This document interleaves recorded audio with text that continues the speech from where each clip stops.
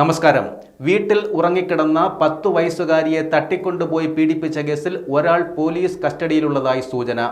നേരത്തെ പീഡനക്കേസിലടക്കം പ്രതിയായ യുവാവാണ് കസ്റ്റഡിയിലുള്ളത്. ബന്ധുവിന്റെ വീട്ടിൽ നിന്നാണ് പോലീസ് ഇയാളെ കസ്റ്റഡിയിലെടുത്തത്. കാഞ്ഞങ്ങാട് ഡിവൈഎസ്പിയുടെ നേതൃത്വത്തിൽ 25 അംഗ സംഘമാണ് കേസ് അന്വേഷിക്കുന്നത്. പെൺകുട്ടിയുടെ കമ്മൽ കവർന്ന് രക്ഷപ്പെട്ട പ്രതിക്കായി CCTV ദൃശ്യങ്ങൾ ശേഖരിച്ചായിരുന്നു പരിശോധന. മലയാളം സംസാരിക്കുന്ന മെലിഞ്ഞ ശരീരപ്രകൃതിയുള്ള ആളാണ് തട്ടിക്കൊണ്ടുപോയതെന്ന് പെൺകുട്ടി മൊഴി നൽകിയിരുന്നു. ഇതടക്കം പരിഗണിച്ചാണ് അന്വേഷണം പുരോഗമിക്കുന്നത്. കഴിഞ്ഞ ദിവസം പുലർച്ചെ 3 മണിയോടെയാണ് സംഭവമുണ്ടായത്. വീട്ടിൽ ഉറങ്ങിക്കിടക്കുകയായിരുന്ന 10 വയസ്സുകാരിയെ കട്ടിൽ നിന്നും എടുത്തുകൊണ്ടു പോവുകയായിരുന്നു. കുട്ടിയുടെ മുത്തച്ഛൻ പശുവിനെ കറക്കാൻ വീടിന്റെ മുൻവാതിൽ തുറന്ന് തൊഴുത്തിൽ പോയ സമയത്താണ് അക്രമി വീടിനുള്ളിൽ കയറിയത്.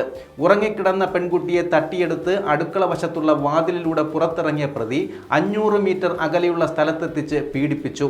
സ്വർണ്ണ കമ്മലുകൾ കവർന്നു.